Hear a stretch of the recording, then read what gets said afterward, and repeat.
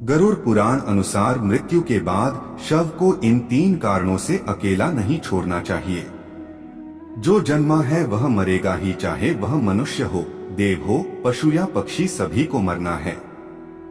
ग्रह और नक्षत्रों की भी आयु निर्धारित है और हमारे इस सूर्य की भी। इसे ही जन्म चक्र कहते हैं। जन्म मरण के इस चक्र में व्यक्ति अपने कर्मों और चित्त की दशा अनुसार नीचे की योनियों से ऊपर की योनियों में गति करता है और पुनः नीचे गिरने लगता है।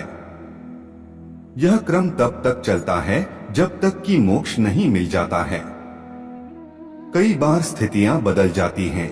आओ जानते हैं गरुड़ पुराण अनुसार कि मरने के बाद क्यों नहीं शव को अकेला छोड़ा जाता है। वीडियो में आगे बढ़ने से पहले हमारे YouTube चैनल जीवन ज्ञान संगम को लाइक सब्सक्राइब करें और कमेंट में जय श्री राम लिख दे। आपका कल्याण ही कल्याण होगा।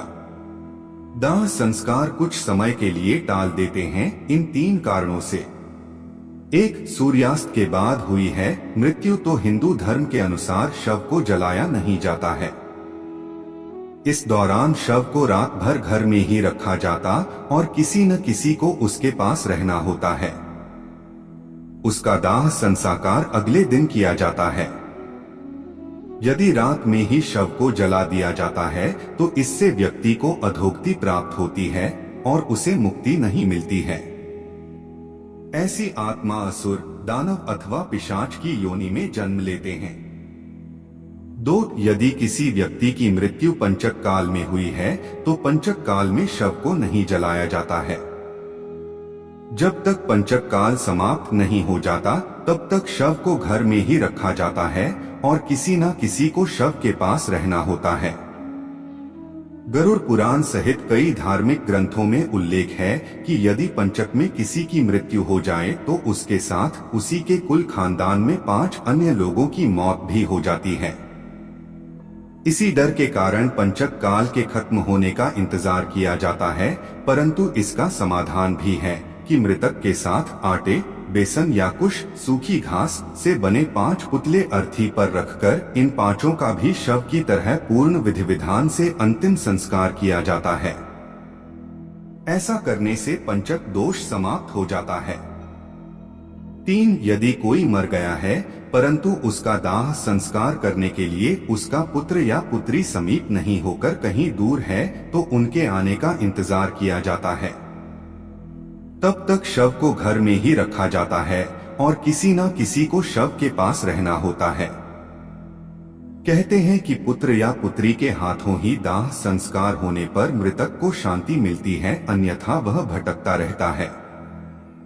शव के अकेला नहीं छोड़े जाने के 3 कारण। 1. शव को अकेला छोड़ दिया जाए तो उसके आसपास लाल चींटियां या अन्य कोई नरभक्षी रेंगने वाला प्राणी या पशु आकर शव को खा सकता है। इसीलिए वहां कोई ना कोई व्यक्ति बैठकर शव की रखवाली करता है। 2. रात में मृत शरीर को अकेला छोड़ दिया जाए तो आसपास भटक रही बुरी आत्माएं भी उसके शरीर में प्रवेश कर सकती हैं। इससे मृतक के साथ साथ परिवार को भी संकट का सामना करना पड़ सकता है। 3. शव को इसलिए भी अकेला नहीं छोड़ा जाता क्योंकि मृतक की आत्मा वहीं पर रहती है। जब तक उसका शरीर जल नहीं जाता तब तक उसका उस शरीर से किसी न किसी रूप में जुड़ाव रहता है। साथ ही वह अपने परिजनों को भी देखता है। अकेला छोड़ दिए जाने से उसका मन और भी ज्यादा दुखी हो जाता है। हालांकि अधिकतर लोग गहरी नींद में चले जाते हैं। बहुत ज्यादा स्मृतिवान या चेतनावान ही जान पाते हैं कि मैं मर चुका हूं। अन्य कारण। 1. यह भी माना जाता है कि यदि ज्यादा समय हो जाए तो शव से निकलने वाली गंध के चलते कई तरह के बैक्टीरिया भी पनपने लगते हैं और मक्खियां भी भिनभिनाने लगती हैं।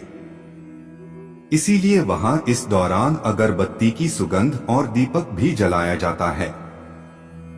2. यह भी कहा जाता है कि शव को अकेले छोड़ने से कई लोग जो तांत्रिक कर्म करते हैं उनके कारण भी मृत आत्मा संकट में पड़ सकती है। इसीलिए भी कोई ना कोई शव की रखवाली करता रहता है। 3 शव के आसपास जगह को साफ सुथरा किया जाता है और धूप के साथ ही दीपक भी जलाया जाता है ताकि वहां दूर तक उजाला फैला रहे। इसका भी यह कारण है कि मृतक कहीं अधोगति में नहीं चला जाए, क्योंकि रात्रि के अंधकार में अधोगति वाले कीट पतंगे, रेंगने वाले जीव जंतु और निशाचर प्राणी ज्यादा सक्रिय रहते हैं।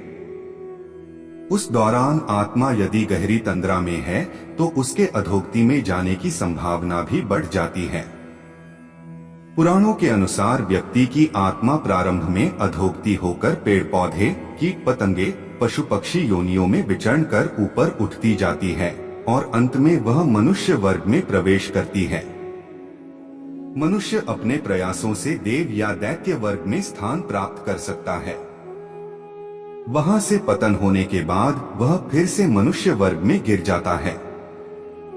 यदि आपने अपने कर्मों से मनुष्य की चेतना के स्तर से खुद को नीचे गिरा लिया है तो आप फिर से किसी पक्षी या पशु की योनि में चले जाएंगे।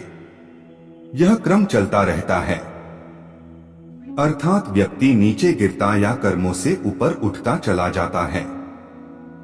उपनिषदों के अनुसार एक क्षण के कई भाग कर दीजिए, उससे भी कम समय में आत्मा एक शरीर छोड़ तुरंत दूसरे शरीर को धारण कर लेता है।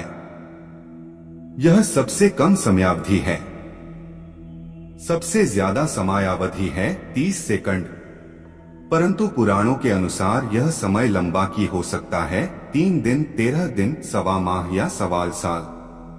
इससे ज्यादा जो आत्मा नया शरीर धारण नहीं कर पाती है वह मुक्ति हेतु धरती पर ही भटकती है, स्वर्गलोक चली जाती है, पितृलोक चली जाती है या अधोलोक में गिरकर समय गुजारती है।